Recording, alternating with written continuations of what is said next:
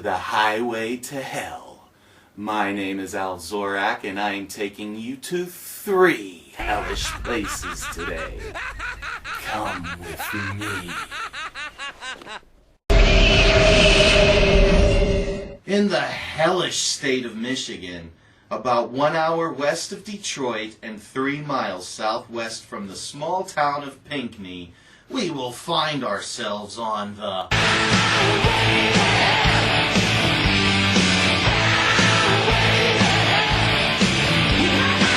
It's not a highway! What? It's not a highway. It's just a road. See? Patterson Lake Road. Oh, well, okay. So as we peruse down Patterson Lake Road, we will find ourselves in a very uncomfortable and foreboding area, with fire coming out of the ground and pitchforks prodding at our forms, and I don't see any of that. so I'm creating atmosphere. But it's not there. Stop making stuff up. Your audience won't appreciate it. Fine! Like I said before, as we pursue down Patterson Lake Road, we will find ourselves in Hell, Michigan. So why is this place called Hell? If this were actually hell, you would think that there would be a lot more lost souls floating around here. Get lost!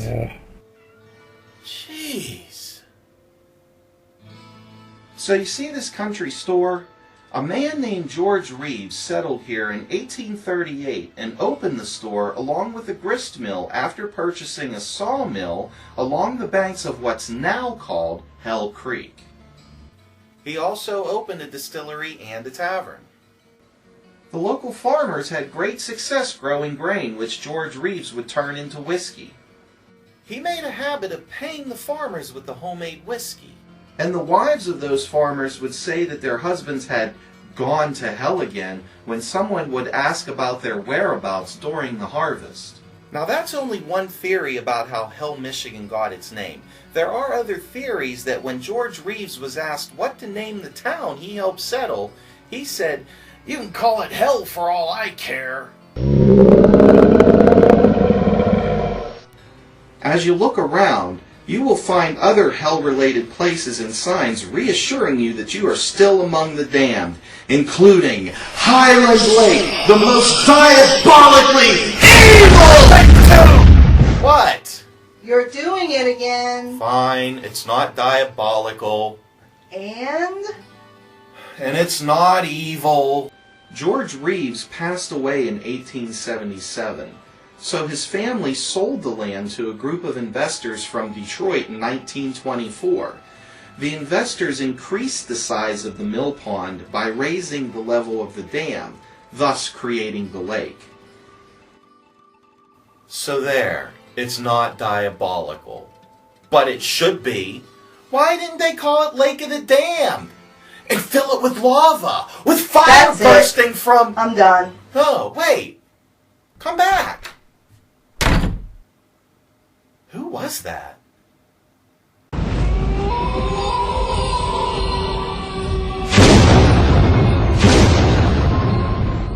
Our next stop takes us one state to the south. Near Medina, Ohio, we will find a river. The river Styx. But wait, it's not an actual river. It's a road. So why is the road named after the river Styx? As many of you know, it is the river that the ferryman will take you across if you are damned to an eternity in the hellfires for committing terrible acts here on earth. Like that guy. The wiki page says that a post office was opened in 1828. That means that there is a small community named River Styx. So it makes sense that their main street would be called River Styx Road. But that doesn't tell us why that name was chosen, and Wiki is no help either in this case. Now I did find out that there was a nasty train wreck on March 22nd in 1899.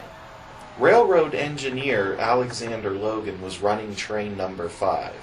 The engine mysteriously jumped the track and turned over, crushing Alexander. If not for his heroic actions to continue steering the derailing train, it is widely believed that the other passengers would have also met with their fate.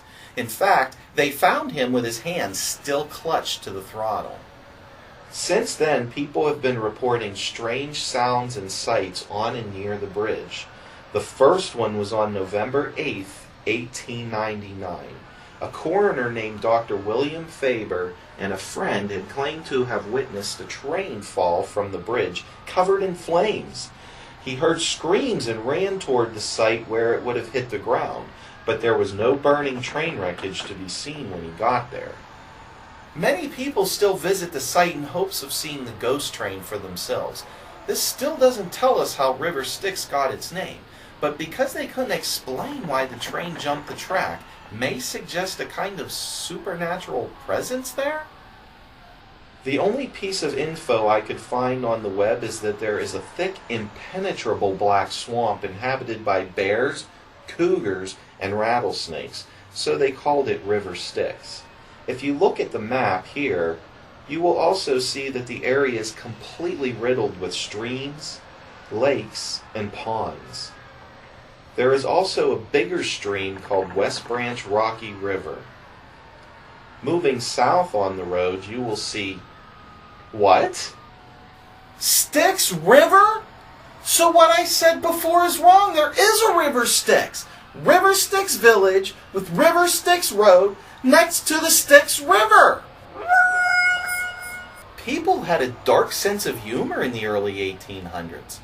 Or perhaps supernatural phenomenon occurred back then as well that they couldn't explain.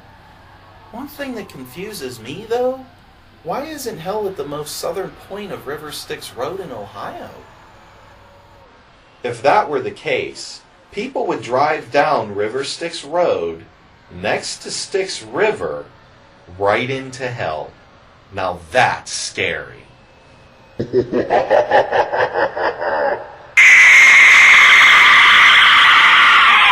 There are some nice houses on River Styx Road. Let's take a look at some. Were those nice looking houses or what? You might even like this one. I'm coming apart! Oh my God, I'm coming apart! Our last stop brings us to a quiet little town called Hope, just south of Interstate 80 in the state of New Jersey. So imagine you're driving to a new friend's house and your GPS just dies. So you call them up on your phone.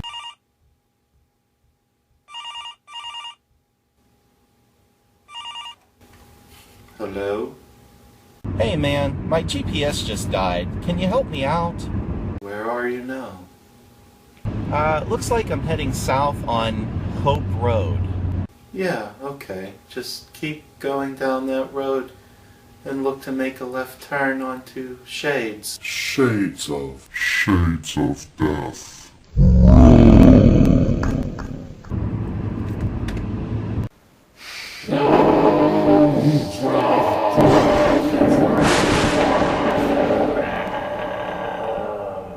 This is no joke, people. This road exists. There is only one other road in all of the United States of America that has this name, and it's in Pennsylvania, near the West Virginia border, just about an hour from Pittsburgh. Now, there are many theories on how the road got its macabre name. Most of them involve aside from the stories of the 3 brutal murders from the 1920s and 30s, where a man was hit over the head with a tire jack and robbed of his gold coins, a woman beheads her husband and buries him in 2 different places along the road, and a local man is shot to death and buried in a mud pile. Gruesome. However, the most interesting and crazy one is up next. Are you guys ready for this? There was at one time a swamp nearby called Cat Hollow or Cat Swamp because packs of vicious wild cats were reported to attack and kill travelers. Can you imagine being mauled by a cat? Yeah, me neither. In the 1850s, the swamp was drained because they had found malaria-carrying insects nesting in a cliff face along the road. They flourished in the nearby swamp and caused annual outbreaks of the disease. I'll give you malaria. Today there is only a creek and it was renamed Bear Creek instead of Cat Creek. I'm guessing that this area used to be the swamp, though it is uncertain.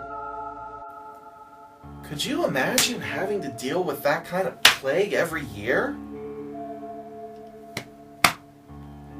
The street's original name was Shades Road due to the tree covering that blocked an awful lot of sunlight from reaching the road, but some very dark-humored individuals renamed it Shades of Death Road because of either the constant outbreaks, or the cat attacks, or the murders, or the... Today, because of power lines, they had to cut away a lot of the tree covering, which now lets a lot of sunlight through. Those were a few theories on how the road got its name based on natural causes, but there are many reports of paranormal activity surrounding Shades of Death Road as well. One in particular is a story of a lake that was man-made and is titled appropriately enough as Ghost Lake because it has an eerie wraith-like vapor that is seen rising from the water on cooler mornings. This seems like the only picture I could find showing the vapor. Also, there have been reports of ghost sightings in and around a cabin alongside the lake that is believed to be victims of the murders and attacks in the past.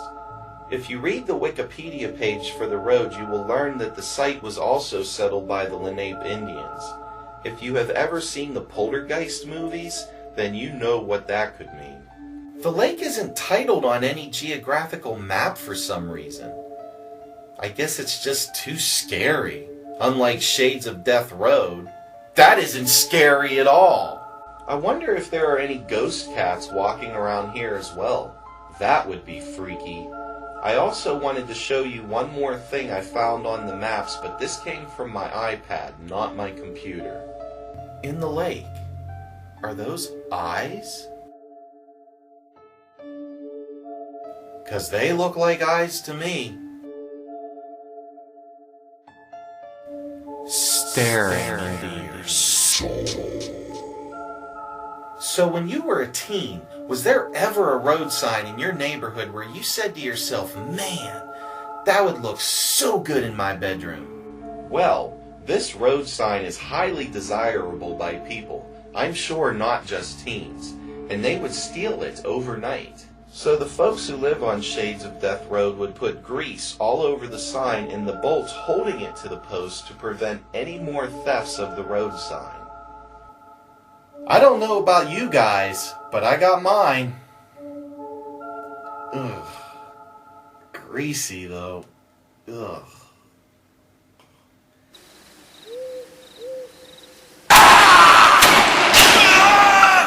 There are other stories and lores on these three places that I didn't cover.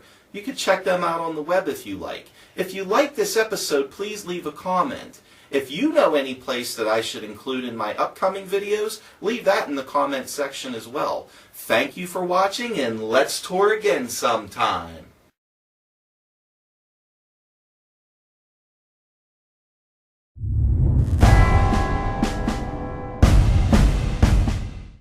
Good evening.